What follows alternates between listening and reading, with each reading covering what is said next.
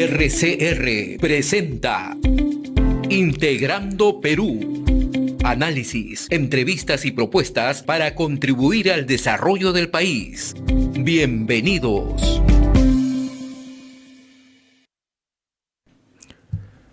Saludos amigos. Empezamos una nueva jornada de reflexión y hoy tenemos a un invitado especial.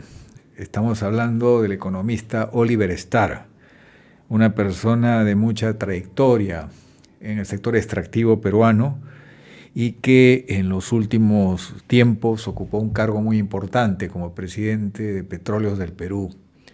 Bienvenido, Oliver. Hola, Pedro. Muchas gracias por la invitación, por tenerme acá. La primera pregunta para calentar motores sería: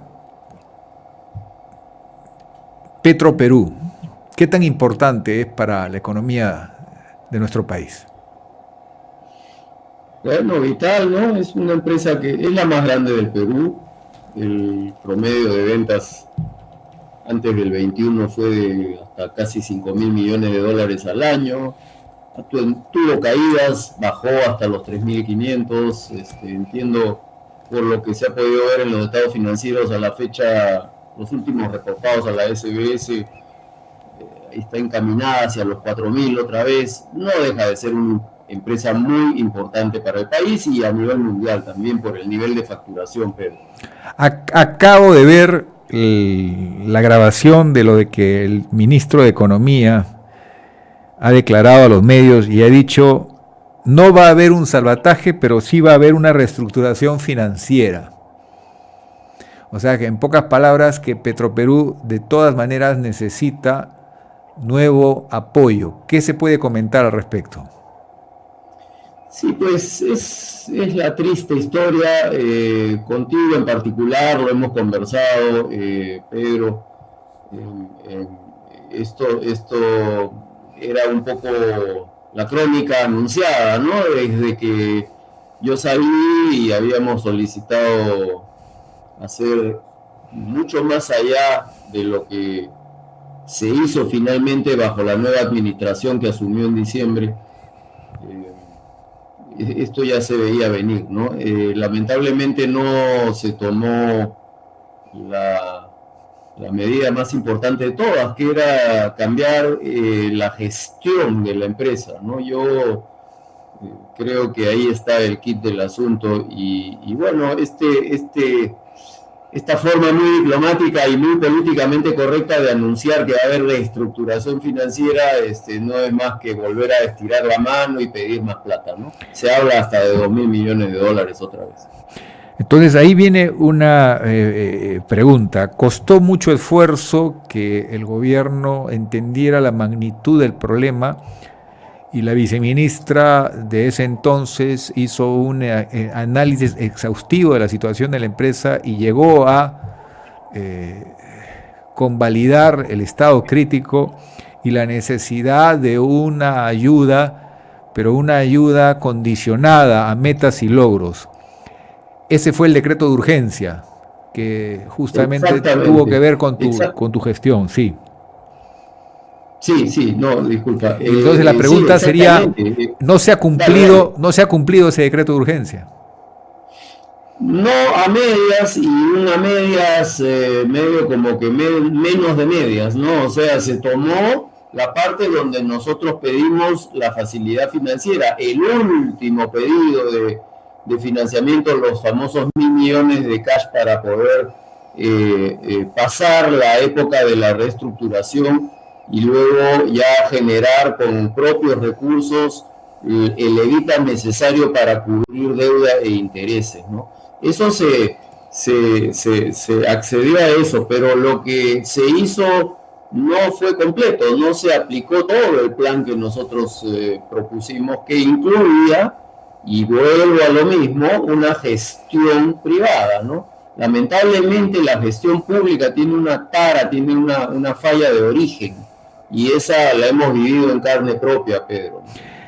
Vamos a hacer una reflexión de cada una de las medidas necesarias y que todavía no se han concretado. En primer lugar, la necesidad de un reestructurador internacional con confianza del mercado, con credenciales de logros y éxitos en la salvación o rescate de empresas estatales del sector de hidrocarburos en la propia América Latina. Entonces, la pregunta es, ¿por qué es importante un reestructurador internacional? Porque de manera técnica asume el problema. Lamentablemente, y lo hemos visto pues tanto en diciembre del año pasado, del año 24, en diciembre del año 23 primero, nosotros entramos en febrero del 24, y luego lo volvimos a ver en noviembre, diciembre del 24, que ya no estábamos. Un ejemplo, el de la decisión de activar la unidad de Flexicoking, ¿no? Eso requería de una decisión técnica, altamente técnica. Es un equipo muy delicado, muy sofisticado. Ya no estamos en la época de la carreta en Petroperú, entonces ahí se tomó una decisión política, se tomó la decisión de la foto, de arrancar a como dé lugar, y eso generó que esto se vuelva a bloquear, se vuelva a tener que parar la unidad, y bueno, ahí están las consecuencias. Nosotros como directorio recién nuevo instalado en febrero del 24, tuvimos en abril que tomar la decisión de pararla, porque en diciembre, enero, la anterior administración, que terminó siendo la misma que volvió después en diciembre, decidió arrancar prematuramente esta unidad que es el corazón de la refinería, Pedro, ¿no? ¿Qué opinión te merece la carta que publicó un diario de negocios del Perú de la empresa que tiene que ver directamente con la tecnología muy sofisticada que tiene la refinería de Talara? Es decir, esa carta expresaba algunas inquietudes y algunas pautas importantes sobre el estado de lo más importante de la nueva refinería, el corazón, que es la que permite la alta rentabilidad siempre que opere al 100%. ¿Cuál es la reflexión que te genera esa carta? Comprueba de la mano de una empresa independiente, técnicamente de muy alto nivel. Te estás refiriendo a ExxonMobil. Que el manejo no fue técnica, profesionalmente hecho. Se le hizo un bypass un poco al guerrazo para acelerar un arreglo de esta unidad, y no debió hacerse, y esa carta lo menciona claramente, ¿no? Ahí estamos nuevamente en lo que acabo de decir: gestión pública, gestión politizada, injerencia política en decisiones que no deben ser políticas. Ahora, hace pocos días ha salido finalmente, después de prácticamente, estamos hablando más de medio año de la nueva administración, ha salido la convocatoria a este peritaje forense. La reflexión es: más vale tarde que nunca. Claro, pero claro, siempre más vale tarde que nunca, pero ese tarde ahora va a costar, ¿no? Va a costar mucha plata, y no sé cómo cómo se va a poder, asumir ese costo, ¿no? Ese costo de la demora de haber decidido esto mucho antes. Que dicho sea de paso, el tema de la auditoría forense, creo que tú lo sabes muy bien, Pedro, es de que no era pues hacer ninguna cacería de brujas, era simplemente dejar un legado para la gestión pública correcta de acá al futuro. Era analizar qué errores se habían hecho y cometido, y dejar sentada para la posteridad de las próximas administraciones un camino a seguir, ¿no? Entonces nadie entiende por qué se negaron a hacer eso. Hubo pánico en la empresa porque me imagino que todo el mundo creía que iba a estar involucrado en una investigación, que lamentablemente pues también es usual en el Perú, la cacería de brujas, ¿no? No era una cacería de brujas, era un aspecto técnico de nuestro plan que quería dejar un legado para el futuro, la futura administración de la empresa, ¿no? Sobre la reestructuración, ¿por qué es importante que la empresa, por ejemplo, se parta en 3 filiales? una que sea la refinería con sus plantas de almacenamiento, o sea, lo que es el downstream propiamente dicho, que tiene un mercado claro, del upstream, que son los campos de explotación de petróleo, y dejar una tercera filial, el hueso duro de roer, que tiene muchos problemas, que es el oleoducto. ¿Ese sería un esquema viable? Bueno, no estaba incluido en lo que yo consideré era un buen plan, ¿no? Nosotros en nuestro directorio, Pedro, hicimos una propuesta que no incluía la decisión de ninguna de las partes, ¿no? Ahora, claro, siempre es una buena idea si los aspectos financieros obligan a hacerlo, ¿no? Seguir aguantando 100 millones de dólares de pérdida anual por el oleoducto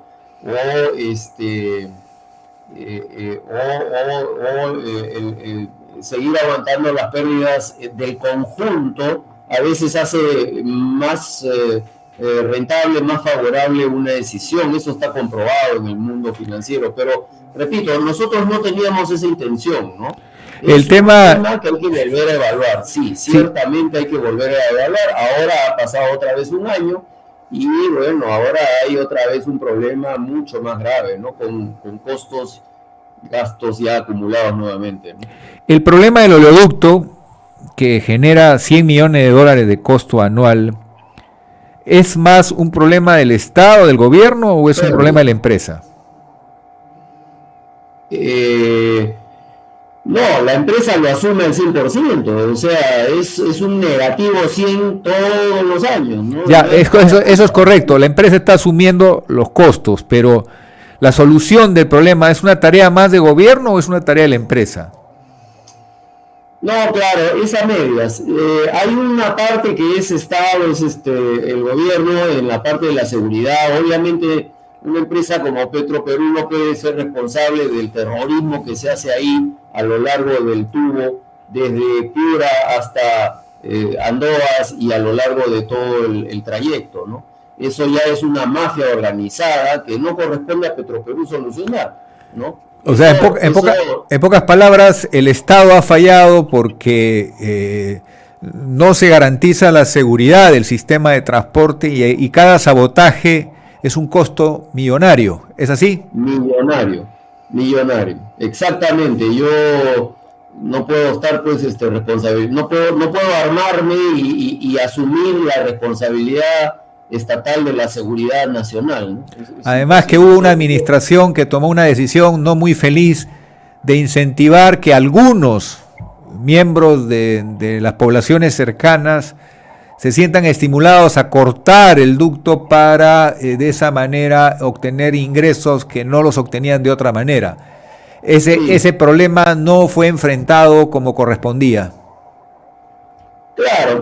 Bueno, la población que hace eso es un poco la parte débil de la pita, ¿no? En verdad son mafias. Se detectó una en Piura que fue además intervenida en la época de nuestra gestión y donde intervino inclusive la fiscalía. Son mafias muy bien organizadas que subcontratan pues al comunero o al miembro de la comunidad indígena de la zona y le pagan para que corte el oleoducto y llene los tu opinión, con la experiencia vivida, claro que esto tiene que ser sujeto a una evaluación que corrobore esta idea, pero tu opinión sería, ¿es mejor construir un nuevo ducto subterráneo con todas las seguridades del gobierno electrónico que hoy existen? ¿O mejor hacer un nuevo overhaul a este viejo oleoducto con lo que significa reparar un auto, digamos, que ya tiene una vida útil y un costo que puede, incluso a la hora de hacer el análisis costo-beneficio, puede resultar más rentable aprovechar la servidumbre, aprovechar los permisos que tiene ya ese trazo y más bien instalar algo nuevo, siempre que haya reservas probadas que justifiquen esa inversión? Y en eso podemos tomar lo que tiene Perú, pero también un viejo anhelo de unir las reservas de Ecuador con las de Perú, y eso sería la figura viable. ¿Es correcto? Sí, yo no tengo cifras sobre el nuevo oleoducto subterráneo del que mencionas potencialmente, pero nuestra tesis era de que todavía se debía usar el oleoducto actual.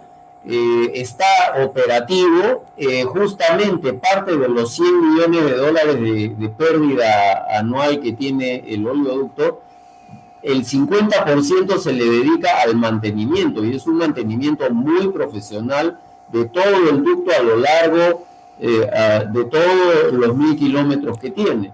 O sea, operativo está. El problema es que no tiene la masa crítica de petróleo para generar el flujo de petróleo en el tubo que lo haga eficiente. Pero ahí viene la pregunta, ¿qué es primero la gallina o el huevo? Porque si uno analiza las reservas probadas de los 3 lotes más importantes de la selva norte del Perú, los números cierran.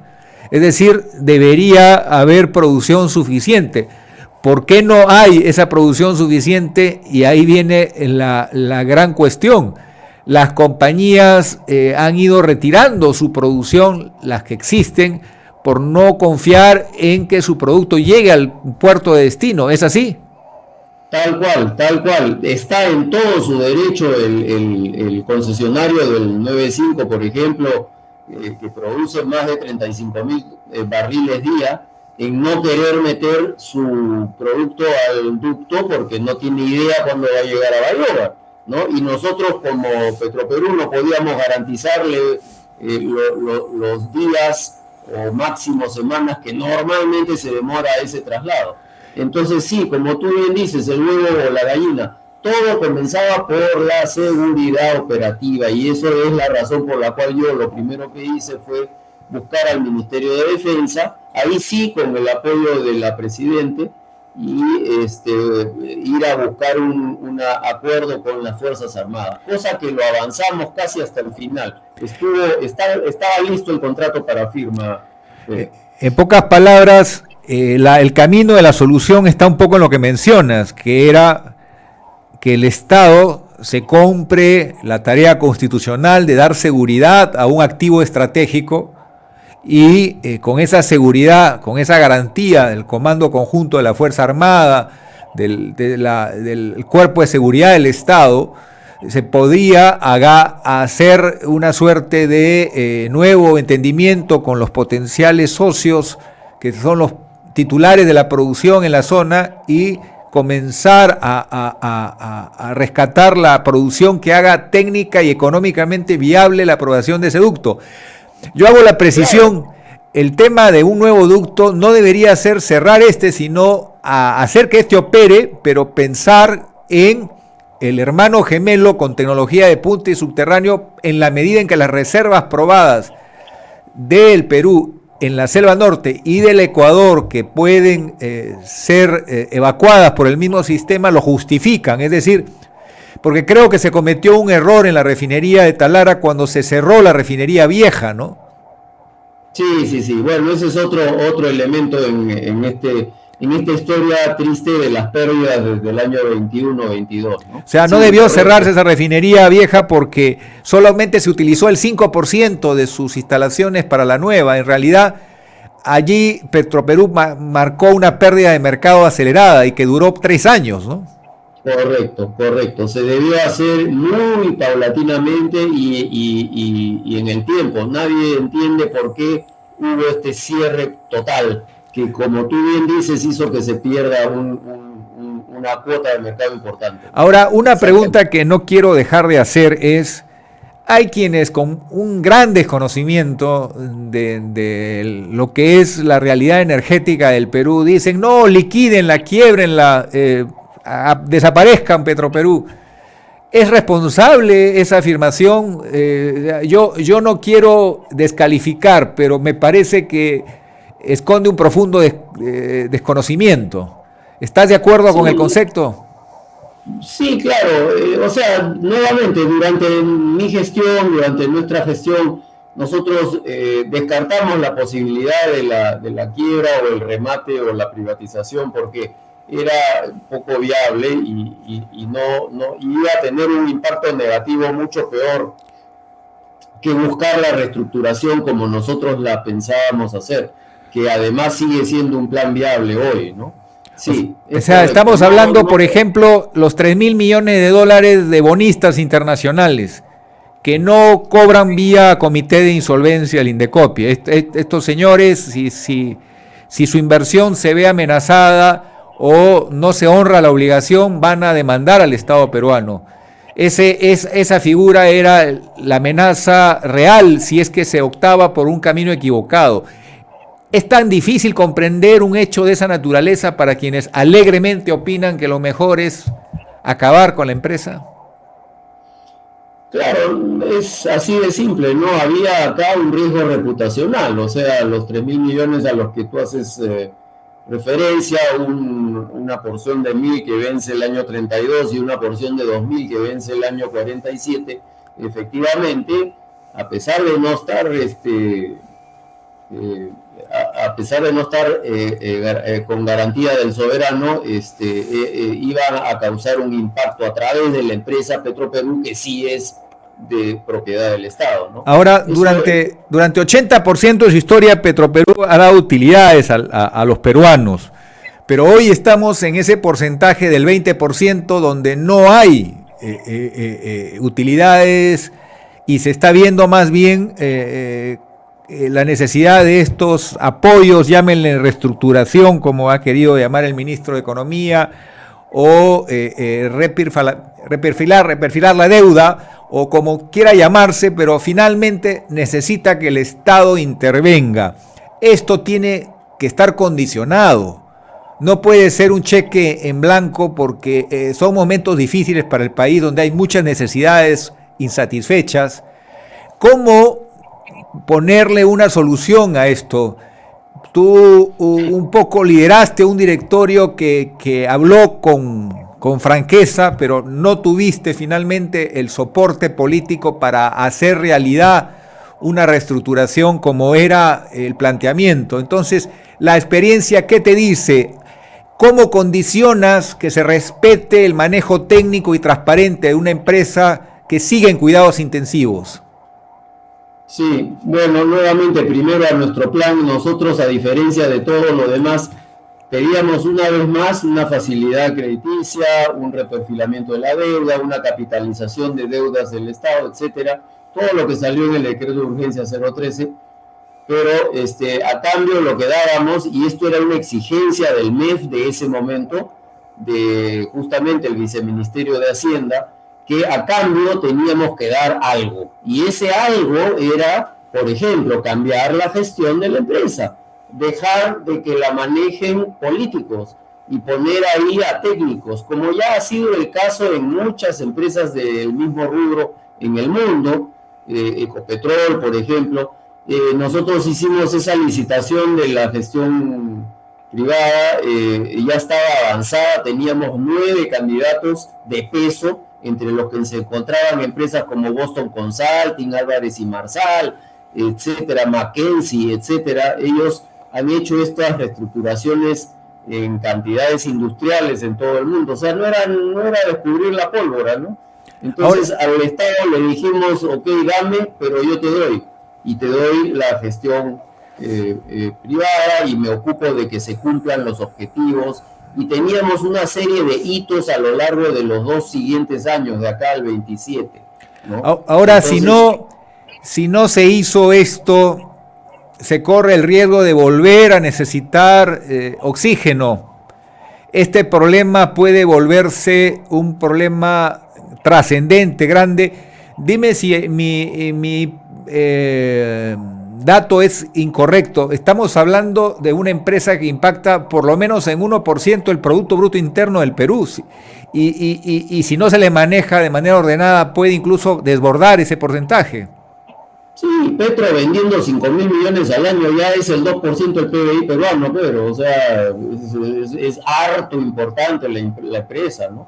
Entonces, es fundamental condicionar a metas y a personal técnico profesional de amplia trayectoria que garantice el manejo y que salga de cuidados intensivos la empresa. Es decir, se repite el escenario de de finales del año pasado, en el sentido de, si no vamos a una solución de fondo, estamos en más de lo mismo. Sí, claro. Inclusive las medidas estas simbólicas que también queríamos aplicar, la de la mudanza a Talara, la de la venta de los activos, la de la venta del edificio, si bien es cierto no movían la aguja financieramente, eran un signo, eran una señal que queríamos dar hacia afuera para que a nivel de acreedores también nos entiendan y de repente ahí teníamos mejores condiciones para renegociar. Claro, incluso aprovechar que Petroperú tiene terrenos en zonas donde hay potencial eólico, por ejemplo, poner a disposición de inversionistas esas áreas para obtener un ingreso y encima ayudar a mejorar la marca de la empresa, porque se le vería que la empresa también está con inversión privada entrando al mundo de las energías renovables. Se puede hacer muchas cosas, pero es fundamental el manejo técnico y condicionar la ayuda. A ese respecto, vamos a ir a un pequeño corte y después me vas a contestar la pregunta de tu diálogo con la jefa de Estado. Muy bien. Continuamos con Integrando Perú. En momentos críticos para nuestro país, problemas serios de seguridad, fuga de talentos, políticos en los que no creemos porque nos mienten y nos mienten, es necesario un momento de reflexión. Es necesario que no solamente lo emocional defina un voto en el que se juega nuestro país y nuestro destino. Es importante estar informados. Por eso aquí está Integrando Perú. Somos el país de todas las sangres. Eso nos puede hacer exitosos y muy especiales en el mundo. Ya lo hemos visto con la gastronomía, pero hay que hacerlo en todo, en el deporte, en la manera de transformar las estructuras del país para que haya oportunidad para todos. Tenemos que aceptarnos que en la mistura del Perú está su futuro. Los esperamos todos los miércoles a las 8 de la noche y si no pudieron por X razones, en cualquier momento pueden entrar a internet y ver el programa y ser parte de Integrando Perú.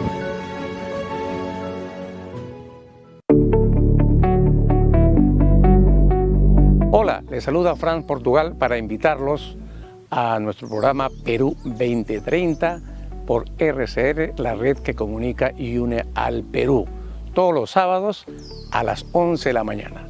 En este programa discutimos los problemas del país con nuestros invitados especiales y además planteamos las posibles soluciones en el marco de los 17 Objetivos de Desarrollo Sostenible de la Agenda 2030. Los esperamos a las 11 de la mañana. No se lo pierdan.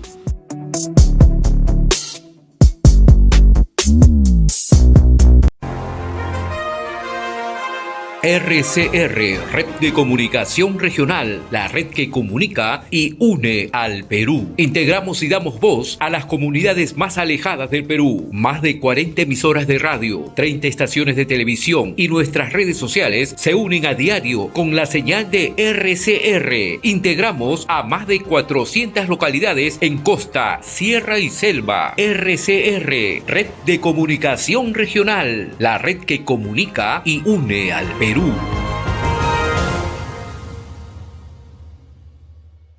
La Derrama Magisterial te aconseja: mantén siempre una buena cultura de pago. Cancelando a tiempo tu crédito obtendrás un récord de pagos impecable. Todas las entidades bancarias saben qué tan responsable eres con tus pagos de servicios como luz, agua, teléfono, tus tarjetas de crédito, préstamos y más. No te retrases en tus pagos, así evitarás pasar a la central de riesgos y afectar tu historial crediticio, pagar penalidades, que los intereses de tu deuda se incrementen.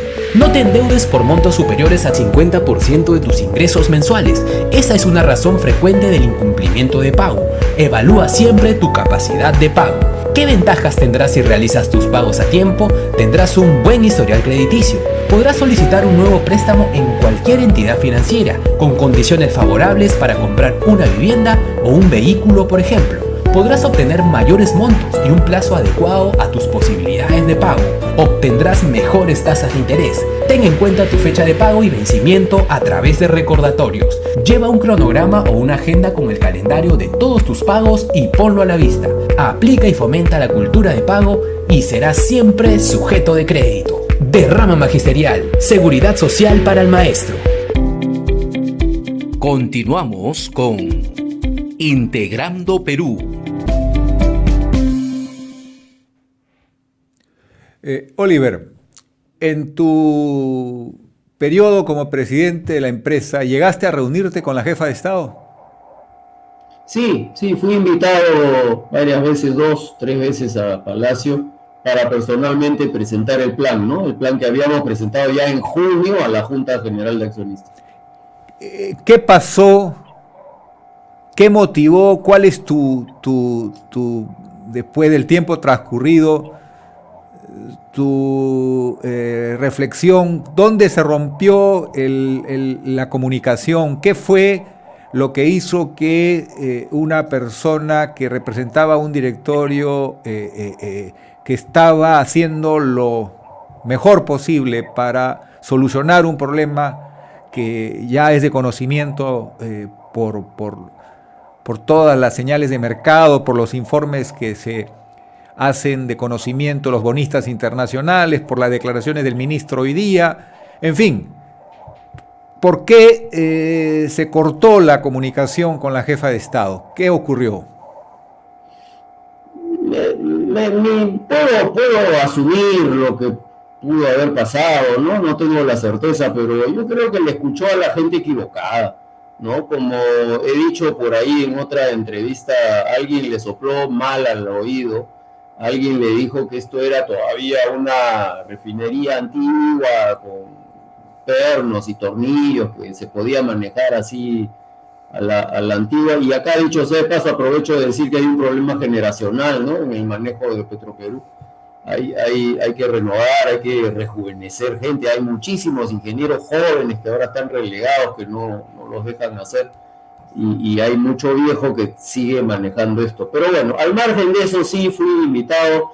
Mi primera pregunta era: qué raro que el presidente de la República quiera saber algo técnico que en verdad teóricamente correspondería solo decidir a la Junta General de Accionistas, ¿no? Y tengo que mencionar que esa junta que yo tuve, que era la que estaba compuesta por los ministros Mucho y Arista, fue muy profesional y ellos aceptaron el plan. El plan estaba aceptado por ellos desde el inicio, pero siempre había este pero de que teníamos que ir, o yo tenía que ir bueno, en verdad fuimos los ministros y yo, a presentarle esto directamente a la presidenta, ¿no? La primera vez fue bien, me parece que hablé claro, sin rodeos, le conté de lo mal que estaba la empresa, obviamente no le gustó escuchar eso, y luego quedamos ahí. Y luego una segunda vez, nuevamente lo mismo, y ya ahí yo, en verdad, me sentí muy bien porque el primer ministro, Adrián Sen, me llamó y me dijo que estaba muy bien lo que había dicho y que el Estado, el gobierno, me iba a apoyar. Yo me sentí un triunfador, quise invitar a mis asesores con los que había ido a Palacio ahí en la noche al Cordano a invitarles unas cervecitas en celebración de lo que yo aparentemente había logrado, y luego me entero atrás de bambalinas de que en el mismo momento que yo había terminado mi exposición y el primer ministro Adrián Sen me estaba diciendo que todo estaba bien y que me iban a apoyar, habían estado reunidos con esta gente que le sopló mal al oído las cosas a la presidenta, ¿no? Entonces me sentí engañado. Por supuesto cancelé la invitación a la cerveza en el Cordano y terminamos yéndonos a la empresa, ya más o menos sabiendo a qué atenernos, ¿no? Eso fue justo antes de la renuncia y de la entrevista que di para poner un poco un ultimátum, porque ya los ratios CESE y los ratios de la Ley General de Sociedades me estaban ganando y necesitábamos decisión, ¿no? No sé si te acuerdas, en esa época hubo un tremendo apoyo y barullo y todos los días salíamos en los medios porque no se tomaba una decisión, ¿no? Y eso fue por por esa injerencia política, por tomar una decisión que no es técnica, ¿no? Hablemos un poco del personal. A todas luces, Petroperú estaba sobredimensionado, es decir, tiene más gente en la parte administrativa que la que necesita en lo que es el corazón de la empresa, que es lo técnico, refinar y seguir la cadena productiva de una empresa de hidrocarburos. Se hizo un esfuerzo de un número importante de personas que se acogieron a un programa de retiro voluntario, pero luego se encontró un impasse que, según los mejores laboralistas del país, solo tenía una salida en una ley del Congreso, es decir, porque la famosa estabilidad laboral absoluta, que más que con una ley tiene que ver con decisiones de los jueces laboralistas en el Perú, que han hecho que la estabilidad laboral sea absoluta. Pero había una salida, que era que el Congreso permita reubicar a estas personas en cualquier entidad del Estado donde sean necesarios o útiles, y eso iba a ser la solución de fondo para llegar a un número de personas como cualquier empresa competitiva de las mejores de América Latina. ¿Eso fue el esfuerzo que se cortó a medio camino? A ver, nosotros empezamos un plan de desvinculación voluntaria, el PDD, y fue exitoso. Nosotros de 2.900, casi 3.000 trabajadores bajamos a 2.700, que es la cifra que entiendo sigue habiendo hoy. Y esos 300 se fueron contentos con su paracaídas bien armado y un pan bajo el brazo y una muy buena liquidación, ¿no? ¿Cuántos más se tenían que ir? Es la forma de salir de gente voluntariamente, ¿no? Y apelamos a las generaciones antiguas, ¿no? ¿Cuántos más? Creo exitoso. A la hora de entrar a la segunda fase es que ya entra todo este tema que acabamos de conversar y nosotros nos terminamos yendo, y ahí quedó el esfuerzo, ¿no? Se debió seguir para reducir el personal en 600 personas más o menos. Es decir, un total de 900 personas para quedar una empresa en óptimas, digamos, condiciones de tener lo necesario para asumir los retos de socios. Como la ley establece, hasta el 49% podía tener inversión privada, ¿correcto? Ya, bueno, ese es otro tema. Claro, la 30-130 permite que se venda 49% de las acciones de la empresa, pero claro, nadie las quiere comprar porque no hay interés, no hay apetito por una empresa que tiene 8.500 millones de dólares en deuda, ¿no? ¿Cómo viste la resistencia, la actitud, la respuesta de los sindicatos con los que dialogaste? ¿Crees que finalmente iban a acompañar el proceso o iba a ser un dolor de cabeza esto? No, mira, los sindicatos, eran el liderazgo de todos los sindicatos, que eran como 12, si mal no recuerdo la cifra, todos eran dirigentes de mi época. Inclusive yo tenía dos de los principales líderes de dos de los sindicatos importantes ahí, que habían sido co-trabajadores conmigo en mi época de Minpeco, ¿no? Yo he sido funcionario de Minero Perú Comercial, Minpeco, el antiguo Minpeco de los 70s, 80s, te acordarás, Pedro, y los conocía de ahí. ¿Qué quiero decirte con eso? Que yo tuve una buena relación, me reuní con todos en el directorio. La verdad que no tuve mayores problemas con ellos. Eran gente que entendía lo que queríamos hacer y entendían la gravedad de la situación, ¿no? Lamentablemente en estos sindicatos y en muchas otras organizaciones, no solo sindicatos, sino todos actúan en base a las externalidades, al qué dirán, al cómo tengo que responderle a la pantalla, a la televisión. Entonces, claro, amenazaban con que estábamos entrando en un plan peligroso de privatización, pero yo la verdad es que no tenía problemas con ellos, Pedro, eso es la verdad. Es decir, hubo un clima de diálogo franco y finalmente reconocían la gravedad de la situación, o más bien había amenaza de huelga. No, a mí las veces que hablamos cara a cara ahí en el directorio del último piso de Petroperú, ellos estaban conscientes de la situación, ¿no? Lo que pasa es que tienen bases que presionan y no solo bases locales dentro de Petroperú, sino en general políticamente están presionados por hacer bulla, y es una forma muy anticuada de hacer sindicalismo, ¿no? En fin, yo, la verdad que las veces que hablamos todo fue bien, no tuve mayores problemas. La posibilidad concreta de que Petroperú consiga cerrar acuerdos como se habla en los medios de potenciales socios, de grandes empresas que han comprado activos en el país, y no solamente en el país, sino en la región andina, activos de hidrocarburos. ¿Cómo lo ves? ¿Era factible lograrlo en el actual esquema o había que afinar esquemas como el de crear filiales? ¿Cuál te parece que hubiera sido lo más conveniente para llegar a acuerdos pronto que signifiquen un potenciamiento de Petroperú dentro del 49%, que es un margen bastante considerable que la ley permite? Sí, no, inclusive con 10 o 5 o 15, el tema del porcentaje era menor. El punto acá es, sí, uno, era muy factible hacer rápido algo, pero no solo vender una acción de una empresa que está quebrada, sino tienes que a cambio ofrecer a través de la vía legal del acuerdo de accionistas, que es un documento con fuerza de ley, tú podías a cambio de una venta de acciones ofrecer ciertos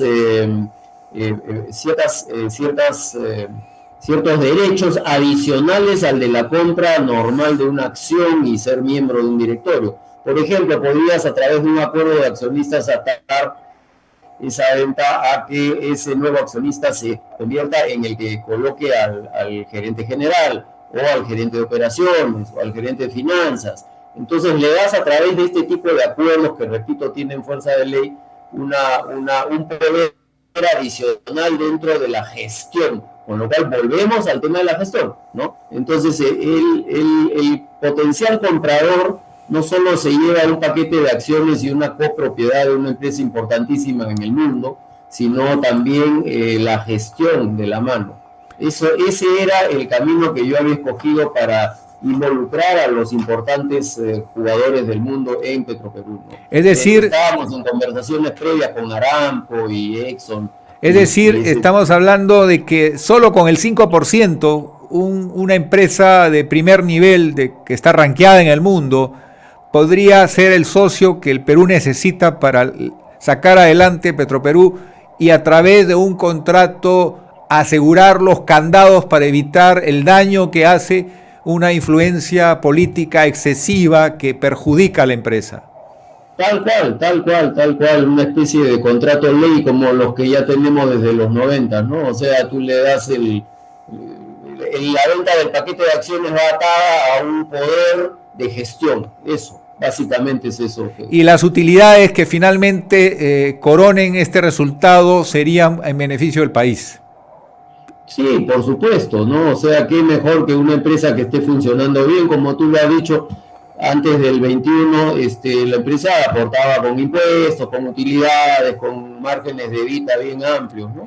Aquí entonces, quiero hacer una pregunta regresándome atrás. El año 2014, cuando se dio la orden política de hacer esta refinería, ¿Petroperú estaba en capacidad de asumir tan cuantiosa inversión? En ese momento hubieron, según un breve análisis forense que yo mismo hicimos internamente, no oficialmente, hubieron ahí un par de errores, ¿no? La refinería quizás nunca debió hacerse en Talara, quizás debió hacerse en Callao, quizás debió hacerse en el sur, donde está el mercado, el gran mercado minero. Me hablas de montos y de si se hubiera podido financiar. Sí, en ese momento la historia de los montos comienza con los famosos 800, 900 millones por una modernización, solamente agregar una desulfuradora, un equipo de desulfurización. Luego se incrementa a 1.300 cuando se ve que la antigua refinería, la que venía de la IPC, desde los años 20 del siglo pasado, no eran aptos para modernizarse, entonces ahí fueron agregándose los equipos y al final lo que terminó siendo es prácticamente una nueva refinería, ¿no? Todo ese proceso de decisiones tomó una eternidad, ya lo sabemos, 10, 12 años, hasta que empezó a funcionar lo nuevo, ¿no? Ahí al comienzo lo que no debió hacerse es pensar en función de modernizar la antigua IPC, sino debió pensarse en función de hacer una nueva refinería de frente y hacer el proyecto de acuerdo a eso. Porque el año 2014 Petroperú ya había vendido o rematado sus activos más valiosos por orden del gobierno. O sea, en pocas palabras, ya no era el Petroperú de antes, que tenía una refinería hecha por los japoneses y otros inversionistas de primer nivel, que es Pampilla. Tenía los lotes 8, 1AB, tenía el lote 10, tenía una capacidad de transporte marítimo, tenía el GLP, las esferas, en fin. Petroperú salvó de la crisis brutal de la economía del año 89, 90, 91, 92. Las ventas de Petroperú salvaron al país. Las ventas y en algunos casos remate de activos de Petroperú salvaron al país de una de las crisis más serias que ha tenido el Perú en lo que va el periodo del siglo XX al presente. Entonces, el tema de fondo era el Petroperú del año 2014 ya estaba disminuido para asumir tan cuantiosa inversión. Fue una orden política que no tuvo un soporte técnico, a eso me refiero. Sí, claro, nuevamente el tema técnico, por supuesto. El haber decidido renovar una refinería de la antigüedad de la que tenía de la IPC ya fue pues una decisión técnicamente equivocada, ¿no? Y luego lo hemos visto porque a lo largo del tiempo esa decisión que comenzó con 800 millones evolucionó hasta una decisión que terminó siendo más de 4.000 millones, ¿no? Pero sí, claro, lo que tú mencionas de la privatización desde el año 92 al año 98, se vendieron un total de 673 millones de dólares de esa época en el Z2, en los 85 grifos, Solgas, Transoceánica, la Pampilla, la joya de la corona, efectivamente. Y esa plata no entró a las arcas de Petroperú, sino a las arcas del Estado, que, acordémonos, las necesitaba urgentemente porque el Perú estaba quebrado después de lo que nos dejó el Alan 1 en los 80, ¿no? También se le ordenó a Petroperú pagar la sentencia de la compañía de seguros de Belco. Petroperú tuvo que pagar el íntegro de la deuda de Belco, que era una cifra similar a la que has mencionado, y esa fue otra orden política donde Petroperú, sin ser el obligado, tuvo que pagar el íntegro de esa deuda más sus intereses. Sí, claro. Eso comprueba lo noble que era el negocio, siempre fue, o sea, el negocio petrolero en todo el mundo es un negocio que rinde, ¿no? También es cierto que a Petroperú se le obligó a pagar la pensión 2530, todos los juicios perdidos por empresas como Pesca Perú, que donde no tenía nada que ver la empresa. Sí, correcto, más de 4.500 millones de soles en pagos diversos, ¿no? Régimen pensión 20530, excesos de impuesto al rodaje, el crédito fiscal por IGB que no se recibía, en fin, hay varios montos que suman 4.500 millones. Y también hubo algo que fue ya de Ripley, se le cobró IGB por llevar combustibles a las zonas más alejadas de la Amazonía, y eso generó también una cuantiosa deuda, cuando sabemos que la Amazonía no está sujeta al pago del IGB, pero como Petroperú era una empresa integrada, se le acotó una deuda cuantiosa, no obstante que Petroperú vendía el precio del combustible al mismo precio de Lima en los lugares más remotos del país. ¿Es así? Sí, claro. Sí, y eso es exactamente, eso es así, y bueno, justamente, nuevamente vemos pues que el manejo político de las empresas es nefasto, ¿no? Volvemos a lo mismo, el tema es el mismo, el origen de todos los problemas es el mismo, la gestión pública y la gestión politizada, ¿no? ¿Cuál sería la recomendación que tú darías en este momento a los actores de decisión, llámese Congreso, llámese gabinete, frente al hecho de que el Perú hoy tiene una encrucijada muy grande? Justo el sector energía y minas es el sorteado. Los dos problemas más graves que están golpeando al Perú, el primero, sin lugar a dudas, es la minería ilegal. El último informe del Instituto Peruano de Economía habla de 14.000 millones de dólares. Es una cifra, pero gigantesca, que los peruanos no estamos viendo porque eso no paga impuestos. Es simplemente algo increíble. Estamos con los precios de los minerales mucho mejores que el que tuvo el segundo gobierno de Alan García, que motivó un ciclo expansivo de la economía del 2003 al 2013 y que motivó que se duplique el presupuesto de la República, más aún que eso, y que creciéramos casi 10 puntos anualmente. Ahora no estamos aprovechando esa ventaja, esa bondad del mercado internacional, porque hay un Perú ilegal que nos está perforando en la columna vertebral del país. Ese es el primer problema que hay que resolver. Y el segundo es resolver el problema de Petroperú, ¿o me equivoco? Sí, por supuesto. La chance, el mensaje debe ser, volvamos al origen del plan. No es por nada, pero el plan que yo presenté era para salir de la crisis. Prometíamos al año 2028 un EBITDA de más de 900 millones de dólares, con los cuales ya se podía asumir el pago de la deuda y de los intereses, y eso era la salida. Teníamos el respaldo de la mejor gente técnica del MEF a nivel Hacienda, que es la que nos hizo los innumerables flujos con los que finalmente terminamos de hacer el plan que se presentó en junio del año pasado, ¿no? Entonces hay que volver a eso, al origen de eso, y nuevamente cambiar la gestión de la empresa. El modelo de gobernanza está equivocado, tiene una falla de origen. El sector público no sabe manejar empresas, todavía no ha aprendido.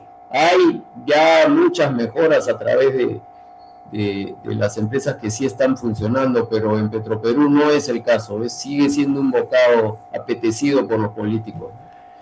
En palabras sencillas, Oliver nos está diciendo que el 2028 se iba a entregar la empresa saneada, cumpliendo el plan de reestructuración tal como había sido previsto, ¿correcto? Sí, no tanto, o sea, se iba a empezar a pagar la deuda.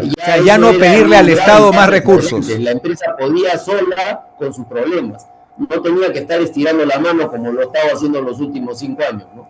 Exacto, o sea, ya empezaba la empresa a generar los recursos para ya no pedirle nada al Estado.